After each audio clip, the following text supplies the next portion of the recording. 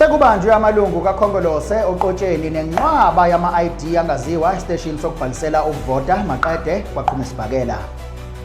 Right where you think you have seen it all. Thushu uSisi Kamalema eMjondolo. I-African meme coin bathi sekuyiyo ithemba labantu abakhonze ukutrader. SA News with TK Zuma. Sinibingelele sinamukele endabeni ze-SA News with TK Zuma. Sanibonani.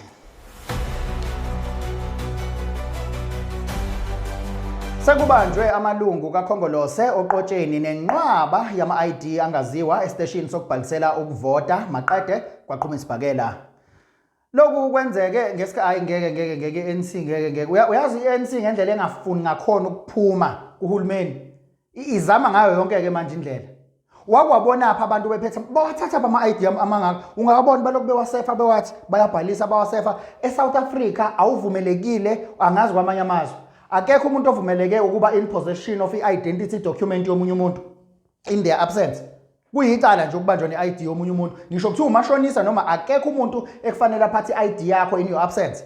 Bona ke bebephethe inqwabe engaka angazi noma ilama fake IDs lawa abawenzela labantu bangaphandle ama illegal foreigners noma ama-Pakistan kodwa yazini mina ngilinda ukuthi khambe kuyovota abafike ke labantu bezovota ngoba masuzovota kufanele uyiphathele wena i-ID yakho abafike lezi ipoki zabo sozosela inyama siyiphathe kahle thina nazo we are friends oh Sixolise nansi lempica abadala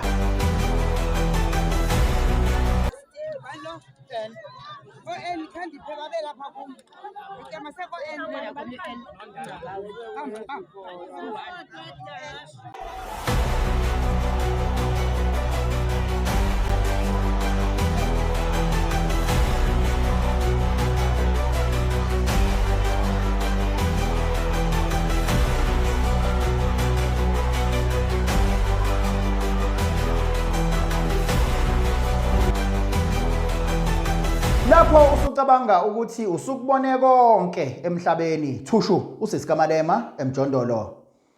Lokhu kwenzeke emva kokusabalala kwevideo eveza intombazane thizeni efana nce noJulius Malema isemjondolo ikhala ngokuthi ingane ibonile lo video. Hoyibo yazi lo muntu asazi allegedly udadewabo asazi kusha abantu bathi ayi kodwa bayafana hayi ngeke abantu bangafike bafane kanje baqede babe amapeti bobabili baqede babe yonke into nje into eyodwa ya oh Sixolise nantu udaba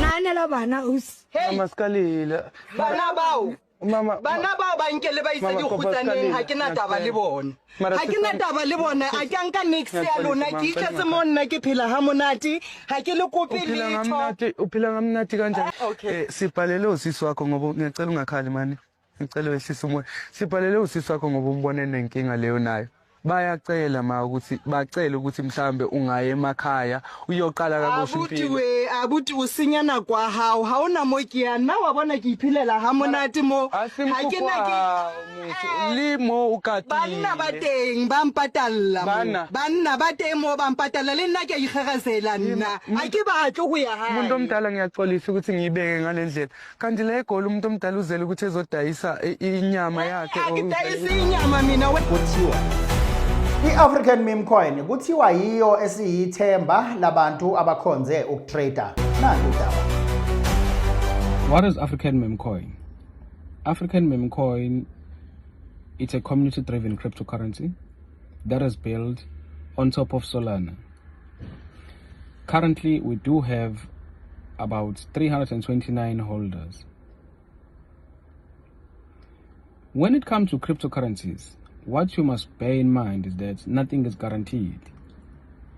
By buying and holding cryptocurrencies, it demands a lot of passion.